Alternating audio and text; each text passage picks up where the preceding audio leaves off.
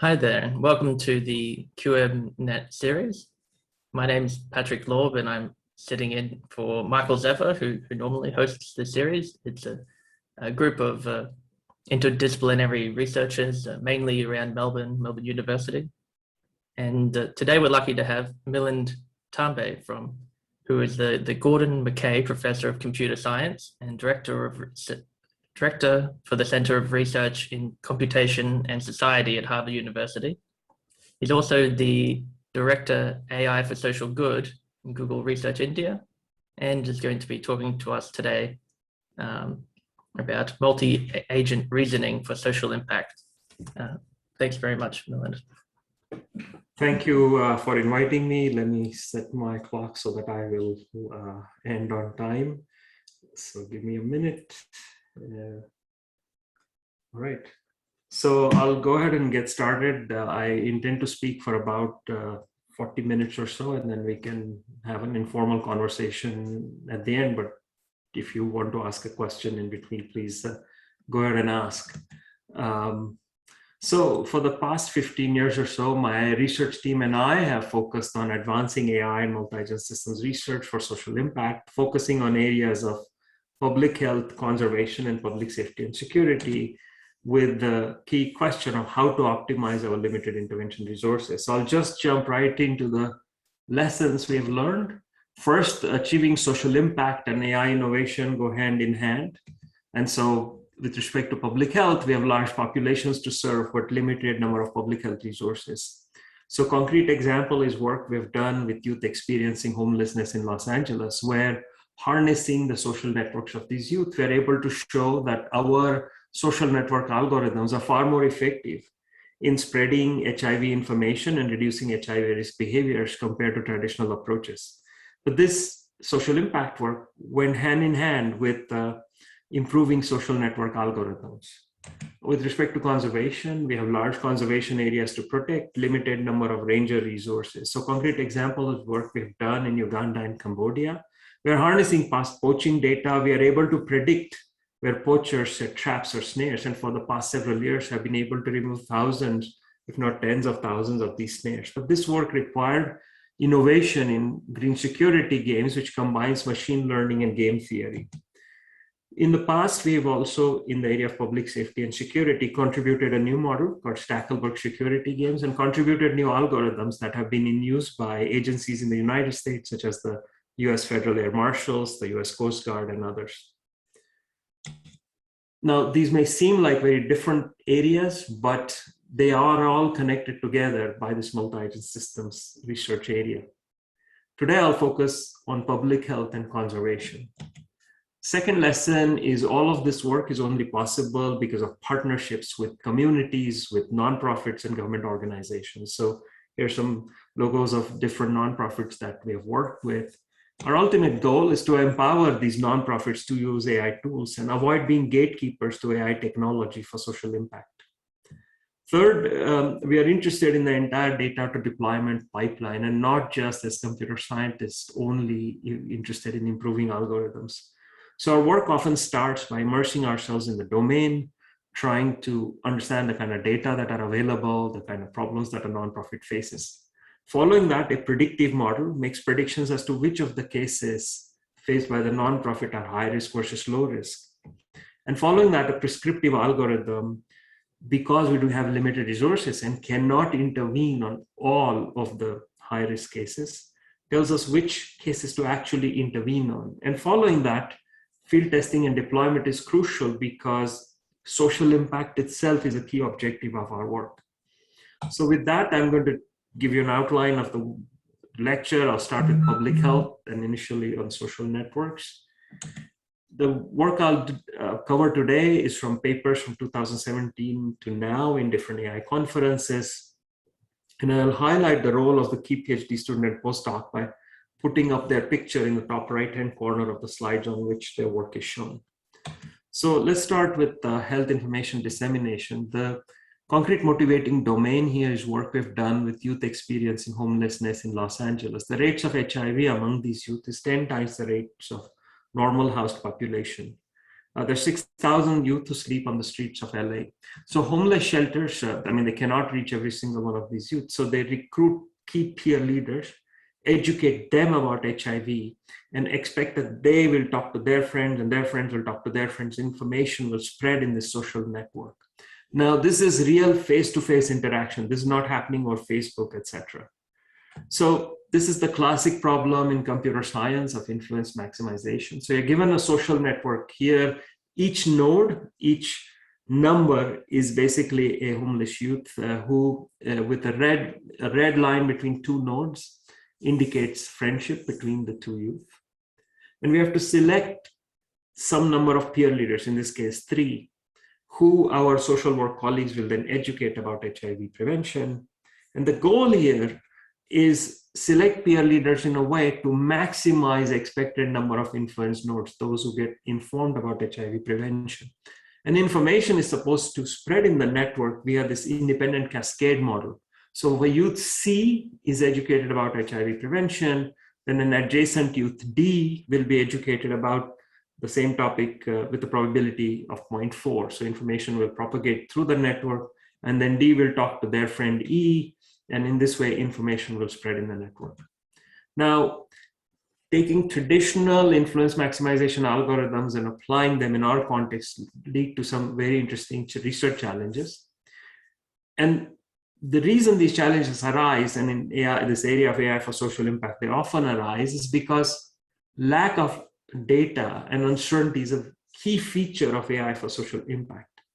So the kind of problems that arise is that the propagation probability, which I showed to be 0.4, there's uncertainty over that.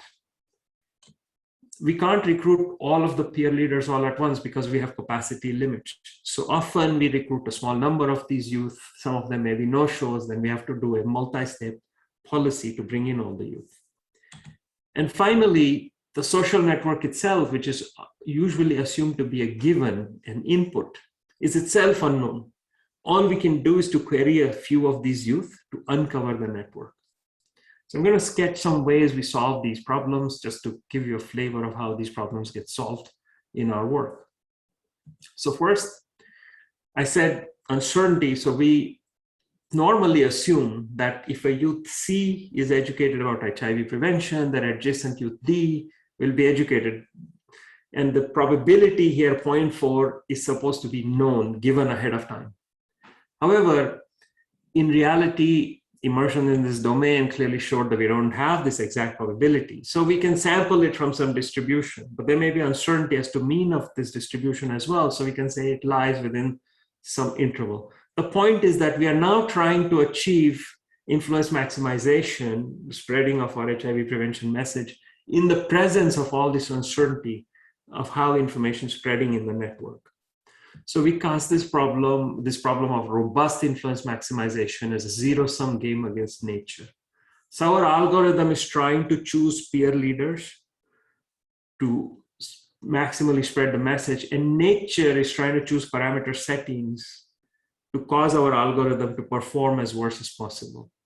So we are trying to maximize, nature is trying to minimize, where the payoff is the outcome of our particular choice of peer leaders to optimal possible had we known nature's parameter settings ahead of time. So there's some complications here of mixed strategy, pure strategy, etc. But I'm just going to sketch out how we solve this game. The problem here is that if you imagine a homeless youth network of 400 nodes, and we have to select 10% of these youth as peer leaders. That's 400 choose 40, which is a very large number of policies for the influencer in the game. Nature is trying to choose parameter settings from a continuous interval. So there's a very large number of available policies for nature as well. So solving this game is difficult, but before that, even representing this game in computer memory is difficult.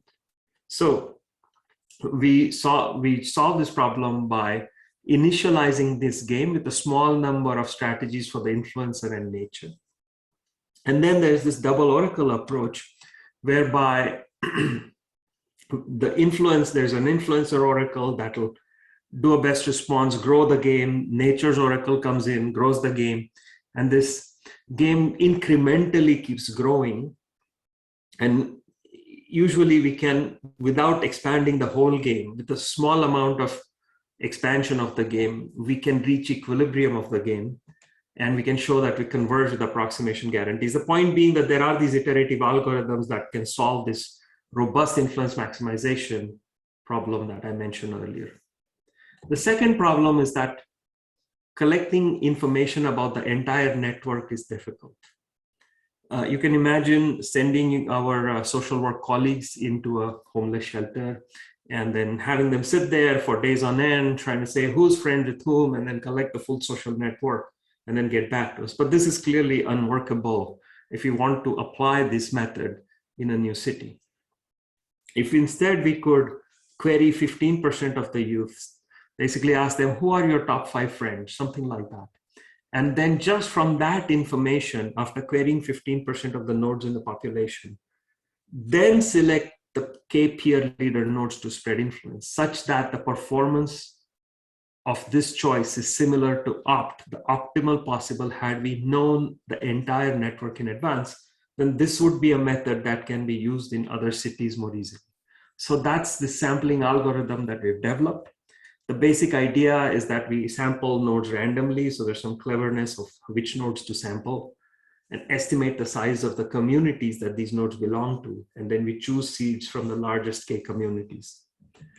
There's some theoretical properties we can prove of this algorithm, but I'm going to just jump right into the system we developed. It's called Change. It has the network sampling, it has a robust policy generation, and now we have to select. Basically, Change tells us which peer leaders to select in this network. And then once they do that, we can then use this algorithm to select peer leaders. So we ran a study with 750 youth. This was done with Professor Eric Rice in the School of Social Work at University of Southern California. There were 3 arms in the study. Change, which is our algorithm, so 250 youth were recruited in this study. 250 under degree centrality. This is the traditional approach, bringing in the most popular youth. And 250 in a control group where there was no intervention. In each group, the number of youth that were selected, the peer leaders that were selected were according to that algorithm. So in the Change group, peer leaders were selected using this Change algorithm. In degree centrality, it's the most popular youth, the highest degree nodes. And control, there was no youth being selected. And then we want to know at the end of a month and at the end of 3 months, was there an actual reduction in HIV risk behaviors? And so this is the first large-scale application of influence maximization for public health, these social network algorithms. This is done in collaboration with 3 homeless youth drop-in centers, My Friend's Place, Los Angeles LGBT Center, and Safe Place for Youth. And we looked at, after recruiting these youth as peer leaders, after 1 month, what was the change in behavior? What we find is that in terms of reduction in condomless anal sex, which is one of the HIV risk behaviors we monitored, with Change, there was more than 30% reduction, but with degree centrality and control, there was no reduction.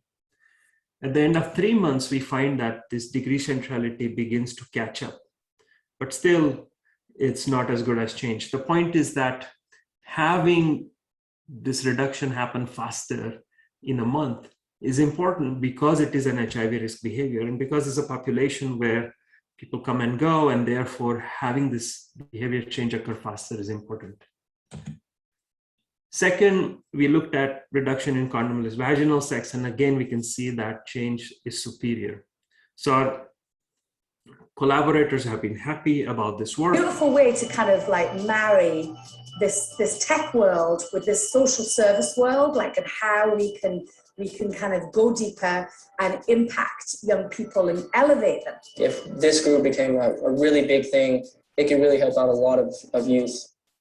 And so there are lots of interesting future challenges to solve. One of them is this influence spread. There may be disparity across different racial groups.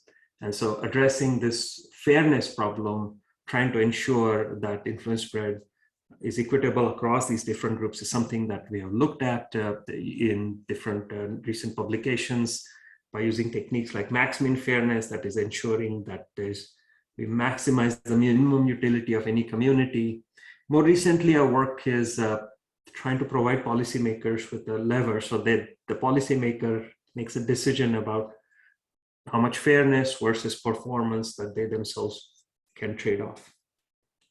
Another area is reinforcement learning.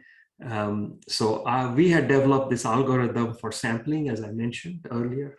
But instead, if we can hand this over to reinforcement learning, train the algorithm using previous networks, and then use that, how well does it perform compared to our original algorithm? It turns out that it can significantly improve performance. So this is exciting. Similarly, reinforcement learning can achieve performance similar to change in terms of influence spread, but with negligible runtime. So for example, here, the gray bars are RL for IM, reinforcement learning for influence maximization. The orange bars are change. We can see that the performance is similar. However, RL for IM gets trained on previous networks, and at runtime, it's very fast, whereas change requires significant runtime. So basically, this is a way of speeding things up. These are all, so far, these reinforcement learning algorithms have been tested in the lab. Actually testing it out in the field is exciting. So this is just pointing to new research areas. A second approach is a health program, problem is health program adherence. Here, I'm going to talk about work we have done as part of our lab at Google Research India.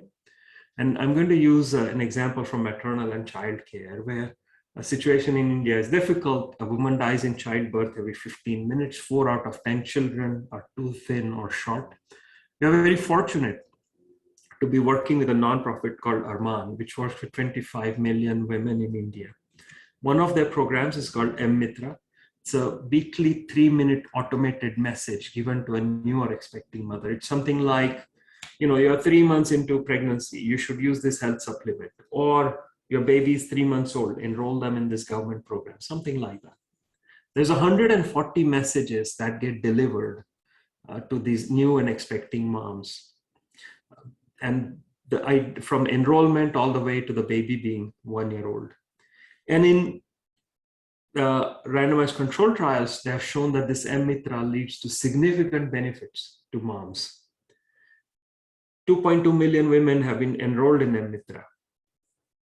The problem that they face, unfortunately, is that a significant fraction, up to 30% or so, may become low listeners. So they enroll in the program, and then over time, they become low listeners. Now, Arman has limited intervention resources. They can deliver service calls to a small number of beneficiaries to get them to remain in the program. And so that's where we come in. So if you imagine there is 50,000 beneficiaries, and you can call 1,000 beneficiaries per week, so that we maximize the total number of health messages that are listened to. Which 1,000 should we prioritize? I'm going to use 5 rather than 50,000 here. So we have a health worker. She has 5 women in her care, 5 beneficiaries. 4 of them have not listened to any messages last week. 1 of them has, which is shown in green. So she can only call 2 this week. So supposing she calls the first 2, this was a good choice because those 2 started listening to messages. They turned green. There's a third one that has also turned green on their own, but the other 2 are still red. So she has to decide next week, who do I call? She may say, okay, the ones who are red, I should call them. But this turns out to be a bad choice. Not only those 2 red do not convert, but the first 2, which were in green, also become red. The point being that there are a lot of challenges in selecting these 1,000. A call may not change a beneficiary state, and beneficiaries may change state on their own. So in prioritizing these 1,000 beneficiaries, all these complications need to be taken into account. So we solve this problem by casting it as a restless bandit. We are trying to choose K out of N arms per week. So essentially, we are modeling each mother as being a Markov decision problem. Essentially, she is in one of 2 states, a bad state where she has not listened to a message, or a good state where she has listened to a message. 2 actions are possible for us. Basically, we can call or not. If we call, we increase the probability the mother transitions from a bad state to a good state. If we don't call, there's a higher probability the mother remains in a bad state, for example. So these transition probabilities are given for each mother. And now we have 50,000 mothers, so we have these 50,000 different Markov decision problems, and we have to choose 1,000 of them. There is a traditional approach called a Whittle index. So you compute a Whittle index for each arm and then choose the top 1,000 Whittle indices. In our work, these transition probabilities are not known ahead of time. However, we have previous data of different beneficiaries. We have some features for them, and we have data on how they reacted to service calls and things like that. And so based on that, we can cluster them and then learn a mapping that a beneficiary with a certain set of features, certain education level, etc., will have these kinds of transition probabilities. And therefore, in the future, when we come to an unknown beneficiary, a new beneficiary, given their features, we can predict their transition probabilities. Having done that, then we can compute Whittle indices and then choose the top 1,000. So we have recently completed a 23,000 beneficiary field study. This is the first large-scale application of restless bandits for public health. Here, we divided these beneficiaries into 3 groups: a round-robin group, a restless bandit group, or an RMAP group, and a current standard of care group. And in each group, we pulled 225 arms per week. That is, we gave 225 service calls. With the restless bandit group, these 225 per week were chosen using the Whittle index approach. So this was trying to optimize who to give service calls to. The round-robin group, there's no optimization. It's just going one group of beneficiaries to the next in a sequential fashion. The current standard of care group, there are no service calls made. That is the current standard of care.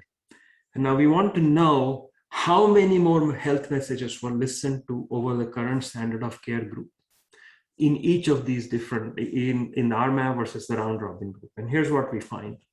On the x-axis are different weeks. On the y-axis are how many more messages were listened to. We can see that with the restless bandit group, more than 600 messages were listened to. With the round-robin group, very few extra messages were listened to over the current standard of care group.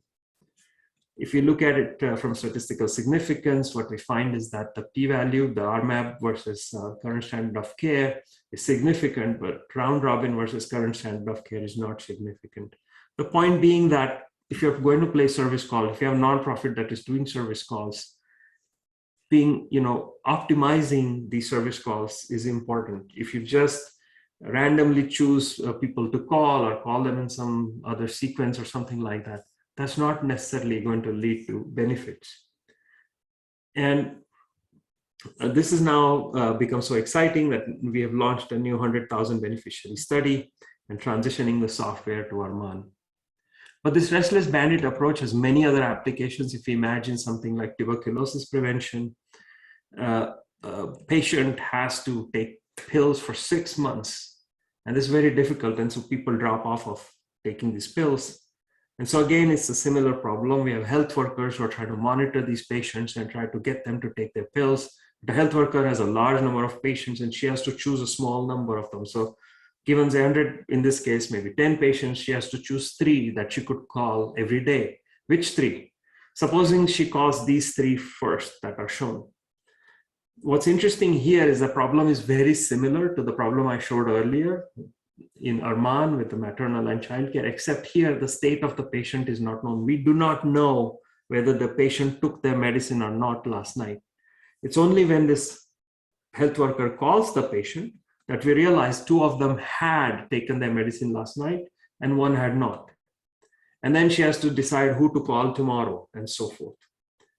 So this is very similar to the problem I've shown earlier, except we have partial observability. We don't have the state of the patients ahead of time. So these problems of, this is a paper that we wrote for NeurIPS conference last year. So basically, when an arm is not played, a patient is not called, all we can do, we have no observation. All we can do is update our belief about the patient. So we have a high belief the patient was adhering to taking their medicine. We don't get any observation. We didn't call them. The belief drops. When we call the patient, now we get an actual observation. The patient may say, I took my medicine last night. Now the state is green. We know this was, they adhere to taking their medicine. Or they may say, I didn't take my medicine, state is red. belief is very low that they will take their medicine going out ahead. So this is essentially a situation where we had uncertainty about the state of the patient. And then once we call them, uncertainty collapses. And this is what we can exploit to build fast algorithms. I'm going to skip over these theorems of trying to prove optimality and so forth.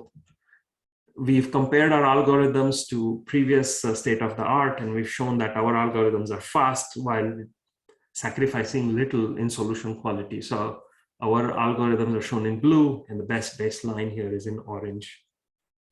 There are many other exciting areas of future work in terms of developing new algorithms for these bandit models. In the problems I've shown, there were 2 states, good and bad, 2 actions, intervene or not.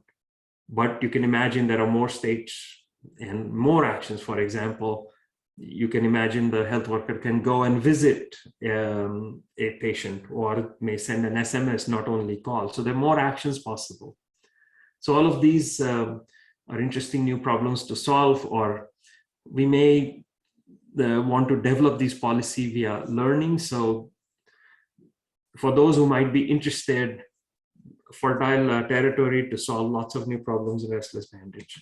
I'll close out this work on public health by talking about our work on COVID-19 agent-based modeling. So we've been pursuing this work since March of 2020. I'll focus on just one of these papers in Science Advances that has been the topic that shows up in the news regularly. So last week, New York Times talked about where are the tests. That is the topic of this paper. And so this is work done with Professor Michael Mina in Harvard Chan School of Public Health. And the question being asked is, there are different kinds of tests that we can do. A PCR test, which is a gold standard, which detects low viral concentration, but is costly and takes more time for us to get results back. And this antigen strip, which is less sensitive, requires higher viral concentration, but is cheaper. And we get tests back right away. You may have done this test at home, you get results in like 15 minutes or so. So if you're at Harvard and you're trying to figure out, what kind of tests do we run? So Michael asked us to do some simulations, and here's some of the results. So basically on the y-axis is total number of infections. And you can imagine we are testing students either by all PCR or all antigen strip less sensitive. And then anybody who's found to be positive, we quarantine them. So if we can run the tests every 3 days on the whole population, and we get results back instantaneously, then indeed the more sensitive PCR test is better in terms of reducing total number of infections. However, we know that the more sensitive PCR tests, it may take a day to get results back. So that means it may take a day to isolate people who may be positive. With just that 1 day delay, the advantage of this more sensitive test is lost. We have more infections with the blue. So lower is better. So blue is higher here. So this 1 day delay negates the advantages of having a more sensitive test. And if because of cost, we can only run it every 5 days instead of every 3 days, again, you can see that blue is significantly higher than orange. The advantage of the more sensitive test is lost. The point being that rapid turnaround time and frequency of tests is more critical than sensitivity for COVID-19 surveillance. And so this is extensively covered in the news media. We were thrilled that Dr. Fauci at one point talked about our paper. And in President Biden's plan now, this rapid test is seen to be a priority. And all the credit goes to Michael Mina for pushing this, but we were glad that we could play some modeling role in bolstering the argument for rapid tests. So in the next 10 minutes or so before I close, I'm going to talk about our work on wildlife conservation, and then we can have a chat and open it up for questions. So in national parks around the world, there are wonderful wildlife. So this is Queen Elizabeth National Park in Uganda. There are thousands of traps or snares that get placed in order to maim and kill wildlife. And rangers have to patrol these parks trying to look for these snares. If we can predict where the snares are placed, then we can make the job of the rangers easier. So imagine that we divide up the park into 1 kilometer by 1 kilometer grid square. Our task then is to predict which grid squares have snares so that rangers can go and remove them. So we had, for example, 14 years of data from Uganda. And so we have ranger patrol frequency per grid square, animal density, distance to rivers, roads, and villages, area, habitat, and so on and so forth. And we're trying to predict the probability of snare per 1 kilometer grid square. I'm going to skip over details of the model we built in order to make these predictions. But we did all kinds of tests in the lab, but that's not convincing to the partners on the ground. They actually want a real world test. So to that end, the first test we did was in Queen Elizabeth National Park. We selected 2 9 square kilometer areas that were infrequently patrolled. So the red are all the places snares were found in the past. The green are where we are asking the rangers to patrol. So we wanted to tell them to go to new areas where they hadn't patrolled before, so that it's a good, fair test of our machine learning system. So they went there. This was a month before one of our conference deadlines, meaning if they find snares, we'll be able to write a paper. If not, there will not be any paper. And so the rangers patrolled. So every day we get an email back as to what happened that day. Initially, there was not much success, but then they found a whole elephant with its tusks cut off. So it was a sad event, but at the same time, some confidence that the machine learning system was pointing us in the right direction. And then a whole elephant snare roll, as shown here, was found and removed. So poachers were active in the area. They were killing elephants, but before they could kill the next set of elephants, we were able to remove a whole elephant snare roll, hopefully saving lives of some elephants. And then a whole set of antelope snares were removed. So this pilot test was seen to be a success. And so there's a follow-up test now. So in 3 national parks, Queen Elizabeth, Murchison Falls in Uganda, and Sripak Wildlife Sanctuary in Cambodia, we chose 24 areas in each park. These were infrequently patrolled. And we predicted some of them to be high risk, where more snares would be found. And we predicted some of them to be low risk, less snares would be found. The point being that we're not saying that any area in the park where there's less patrols, there's more snares. We can discriminate and allow rangers and point them to areas of high risk. So this is an experiment where we made these predictions. The rangers did not know what we had predicted. And now we asked them to patrol these areas for 6 months and report back what the results were. What we find is where we predicted high risk, more snares were found. Where we predicted low risk, less snares were found. And this was, we can see that this was repeated in all of these 3 parks. Sripak Wildlife Sanctuary, the number of snare captures jumped from 100 per month in 2018 to more than 5 times that number in 2019 once our system called PAWS started getting used. You can see here the pictures of the snares that were being captured. In March of 2021 alone, PAWS led to 1,000 snares being found. And so this is seen to be validation of the system that we've developed. And so today, in collaboration with the SMART platform, the SMART is the system that is used worldwide for collecting data. We have now made PAWS available to all of these national parks around the globe, so rangers can download our software for predicting poaching risk. It's very exciting to see now software being tested around the world, and we are looking forward to seeing results and being able to help rangers with the difficult tasks that they do. So I'm going to point to some new directions we're pursuing here. So one of them is working with drones. So for example, we've worked with a nonprofit called Air Shepherd. They fly drones in South Africa. And then they capture these, because it's armed with an infrared, it can capture these infrared videos trying to look for poachers who shouldn't be there in the park. And so these appear as white dots, but it's very hard to detect where are the human beings in these grainy pictures. So we've trained a machine learning model to detect humans in these images, and it can detect animals and poachers and so forth. Having detected this, we having built this system called Spot, we gave it to Air Shepherd. The next step then was to develop a game theoretic model for optimal deceptive signaling. So imagine that we have detected these poachers. So our drone is flying overhead, it detected poachers, but often 70% of the time, 0.7 here, there's no ranger nearby. Only 30% of the time we may have a ranger nearby. So we've detected poachers, but there's no ranger to come stop the poachers. What do we do? So Air Shepherd will then flash this light deceptively towards the poachers to tell them that rangers are on their way. But if you always do this deceptive signaling when there are no rangers nearby, the poachers will figure out that this is useless deception. So we have to be strategic in our deception. So instead of only showing these lights when there are no rangers, sometimes you also show these lights when there are rangers.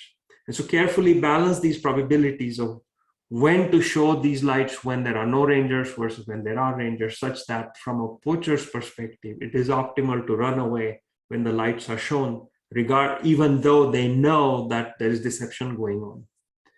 And so this modeling and doing this kind of optimal deceptive signaling is one area of work we've pursued. Another is that whereas a lot of the work I mentioned was with data-rich parks. So for example, Sri Park Wildlife Sanctuary, 43,000 observations in the 5 years of patrolling. We can build a rich model and so on and so forth. But there are other parks where there is very little data available. And so we can't build a machine learning model.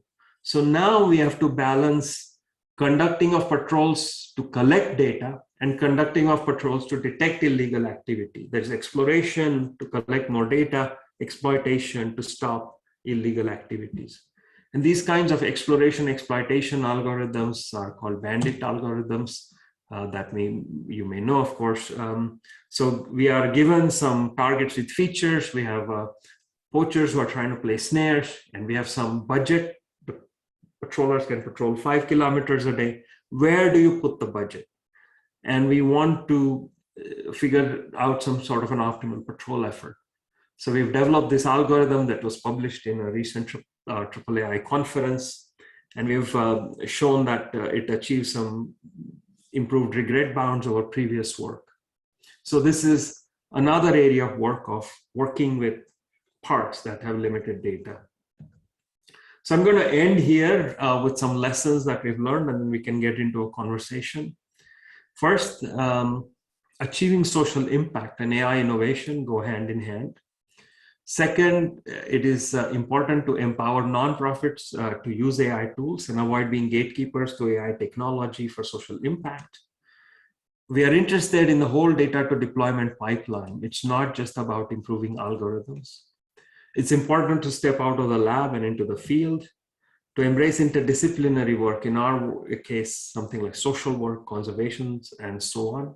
And finally, lack of data is the norm. It's a feature. It should be part of the project strategy. We can't just go in there and say, well, there's no data, so we can't do anything. This is bound to happen in this area of AI for social impact. So with that, I'll end.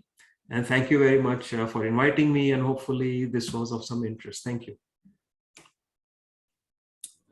Thanks very much, Milind. Maybe we can give some digital hand clapping to show our respect.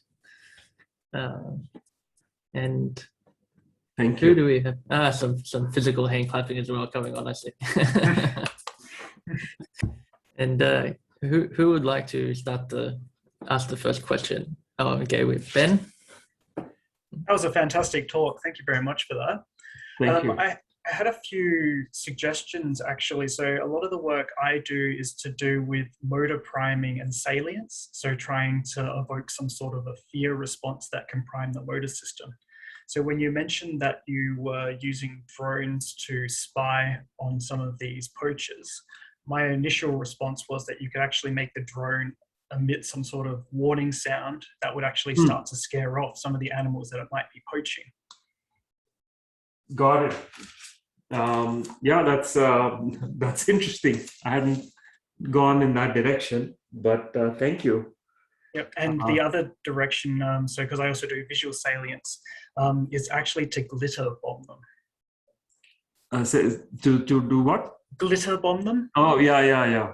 Because that way there's a shiny indicator that any poached animal would be able to see and move away from. Yeah, no, those are interesting suggestions. We had heard from Air Shepherd that they do paint, like try to dump paint or something like that. Yeah, the dye bombs. Yeah, Yeah, these are interesting thoughts. There's always, yeah, I guess, no, I mean, we haven't yet investigated these and the implications of using like motor and scaring away animals and what would that do and so forth. But, certainly something interesting to think about. Yeah, wonderful. Well, if you're interested in that research, that's actually most of my field, having a look at how you can use sound for motor responses in human and animals. So I'd be happy to talk more about that. Yeah, I will follow up with that. I'll drop you an email. Please, looking forward to that. Thank you again. Thank you. Yeah, Andrew. Hi. Yeah, thanks for that. In a former life, I used to work in finance and insurance, and then I had an epiphany and don't do that anymore. But there's an obvious kind of application, particularly the early stuff on social influencing and influencing networks on corporate leadership and all sorts of other sort of social networks. Obviously, social good is better by definition. But have you been tempted to go down the dark side with these algorithms? Well, there's all, I mean, I work, Google is my employer as well. So there's, but no, I guess my work is entirely focused working with nonprofits and so forth. And so, yeah, I mean, I have not explored those connections myself, but there's interesting connections in various directions with the use of social networks for influencing and so forth. I think the interesting complication we have faced is the fact in many of the domains of this social impact. So the social network is itself very difficult to get. We are looking at similar problems in wildlife protection to spread messages about preventing poaching in villages in Laos, for example. And the main issue is that, how do you do it without the social network being available and without, extensive amounts of data or data collection efforts? So that's been some of the interesting challenges that we've been struggling with. Yeah, but there's lots of applications for sure. Yes, thank you. Oh, okay. Jason? Yeah, hi, thanks for that talk. It was fantastic. My question is about how it's more of a pragmatic one, your day-to-day decisions around what it is that you focus on. Are problems coming to you, or are you looking for problems to solve in innovative ways? Both are happening. So initially we started work on public safety. I was very much motivated by counterterrorism. I mean, this was, not too far away from 9/11, and there were attacks in India, in Mumbai, where I grew up. And so a lot of that initial work, so we started working with Los Angeles Airport at the time, trying to improve security there. And then when that news got out and it got into Newsweek and so on and so forth, suddenly there were like calls from the Federal Air Marshals and the Coast Guard and so on and so forth. And that was just problems coming to me.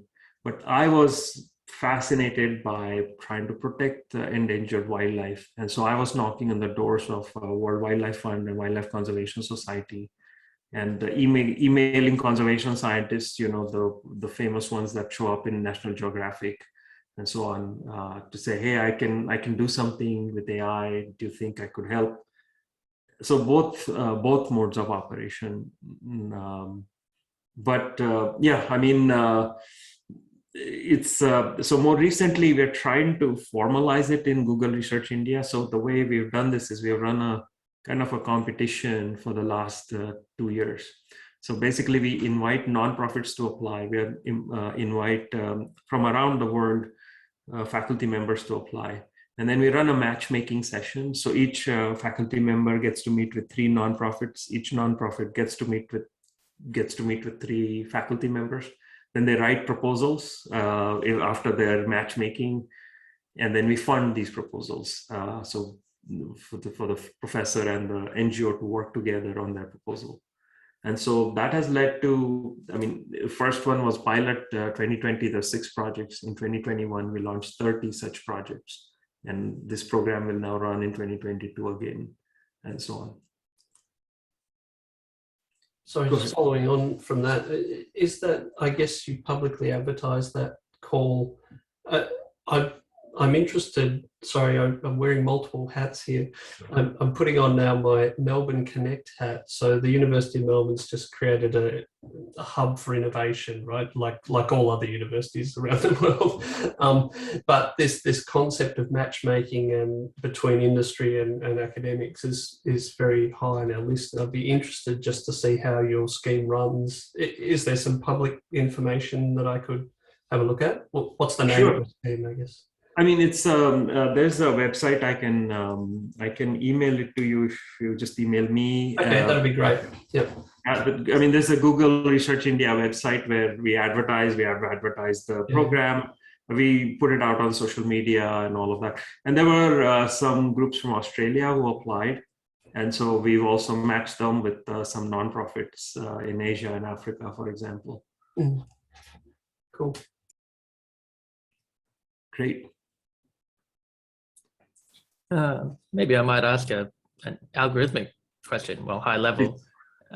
In these cases, you're saying there's very few, like there's not much data in a lot of the problems you're looking at.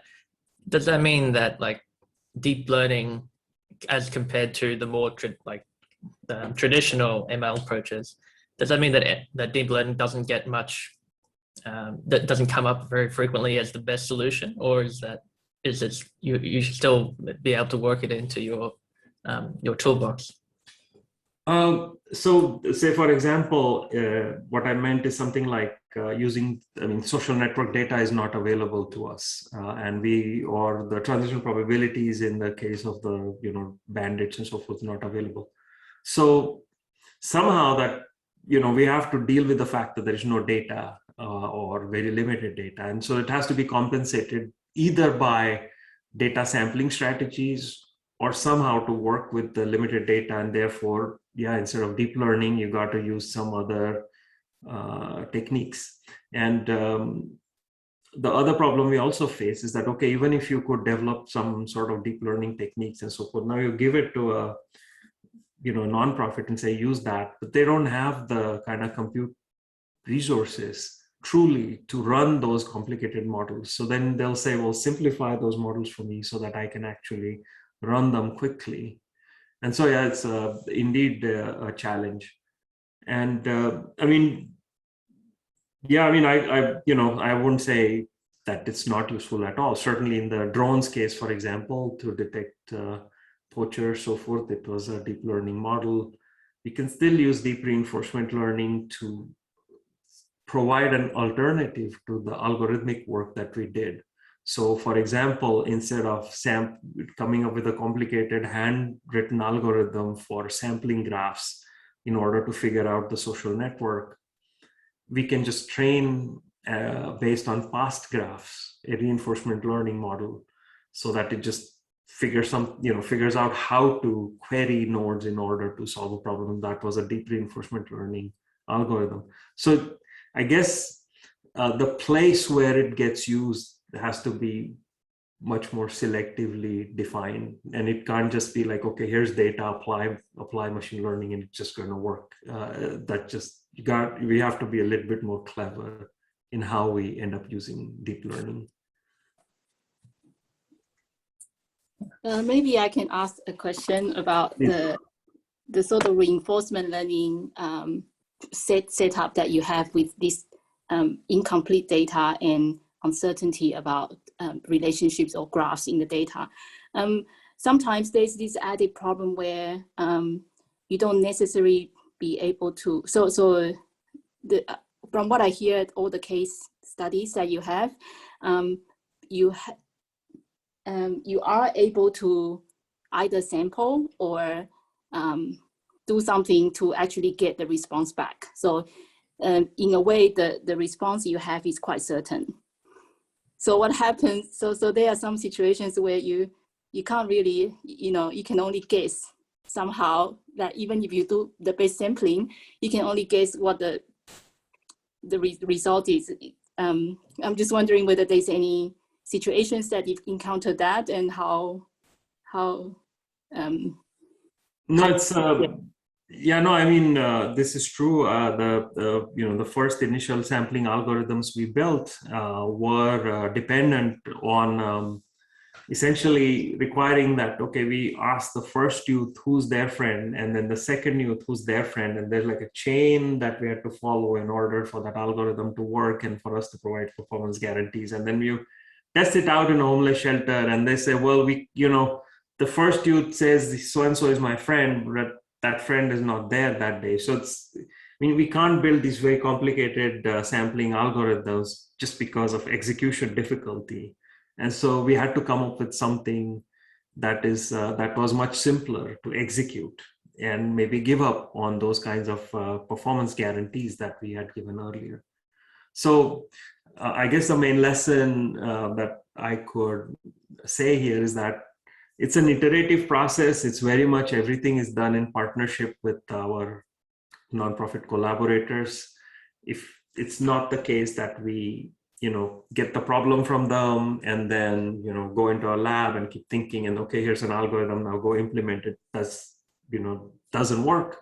So usually it's a very iterative process whereby we'll go, get initial conversation, get some sort of a sense of the problem, present a solution. Usually it's not quite the right solution. And then there's an iterative process by which the solution gets refined. So that's how the sampling algorithm got developed over time.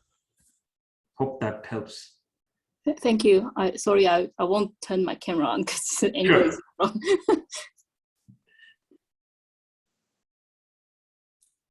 Yeah, I was wondering along the same lines as Pauline, actually, when you talked about people taking their medicine and calling them up, I thought maybe there'd be some social pressure to just say, oh yeah, of course I took it, even though it might not be the case. Yeah. So that is true. And we try to say, okay, what if there is some amount of imperfection in the answers that are given and so on. That particular algorithm has not been, that part of that algorithm is not tested in the field. But at least that gives some sort of a start to start thinking about how such a calling system might work rather than purely randomly selecting people. But these are exactly the kind of questions that we want to understand.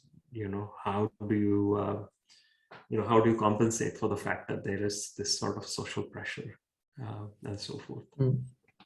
Yeah, and I might just mention one thing before I read Jason's question in the chat. It's I remember when this idea of calling people, I saw like an insurance talk where they're trying to call people to upsell them on their insurance policy, but there was this subgroup of people which you called them, not only would they not buy more insurance, they'd actually lower their cover because they got annoyed by you. They called them like the sleeping dog cohort. I was wondering, I was hoping that didn't affect your team.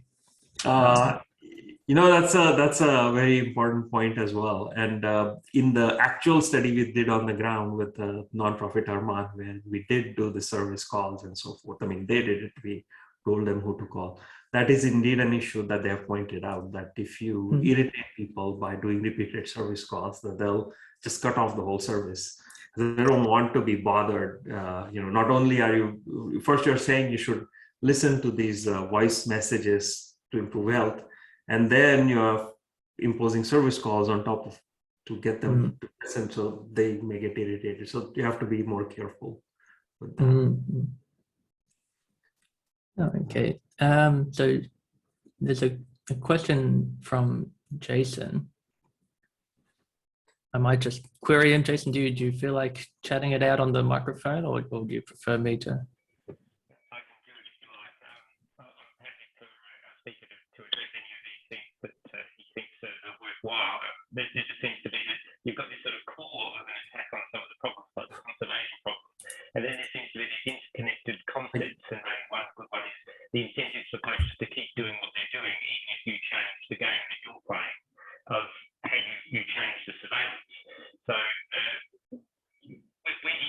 point where you need to consider the sort of how this piece of the puzzle fits in amongst the other pieces if you want to continue to have enduring effects, say in the conservation example.